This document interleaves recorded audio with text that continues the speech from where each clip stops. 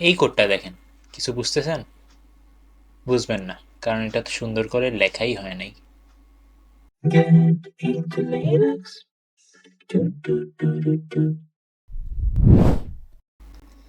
এবার এই কোডটা দেখেন, এই কোডে আমি পুরো প্রোগ্রামটা যা লিখছি আমি এটার সাথে সাথে কি কাজ হচ্ছে এটা লিখে দিছি। দেখেন, ইম্পোর্ট পাই অটোগুই, এটাতে আমি লিখে দিয়েছি যে import library for keyboard control, তারপরে import time, import library for time management, MSG input একটা ভেরিয়েবল নিছি, ভেরিয়েবলটা কী কাজ করতেছে এখানে লিখে দিছি। এন একটা ভেরিয়েবল নিছি, এটা কী কাজ করতেছে এটা লিখে দিছি।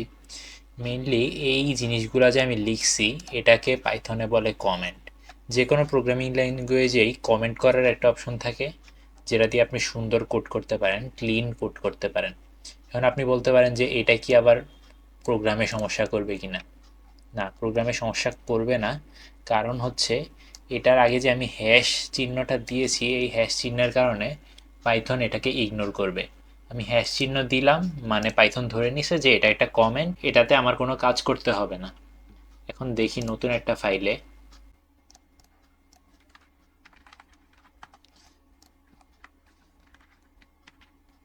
ধরেন আপনি লিখলাম প্রিন্ট হ্যালো ওয়ার্ল্ড, রাইট? আমি যদি এটা রান করি প্রোগ্রামটা, এই যে হ্যালো ওয়ার্ল্ড সুন্দর মতো আসছে। এখন আমি এটার আগে জাস্ট একটা হ্যাশ দিয়ে দিলাম। এবার যদি রান করি দেখেন কি হয়, কোনো আউটপুট এবার আসে নাই। হ্যাশটা রিমুভ করে দেই। এবার ধরেন আমি দিলাম my name, my name is getting to Linux, এটার আগে একটা হ্যাশ দিয়ে দিলাম। যদি রান করি জাস্ট হ্যালো ওয়ার্ল্ড আসছে, আর কিছু আসে নাই। এবার আমি একটা কাজ করতে পারি যে আমি প্রিন্ট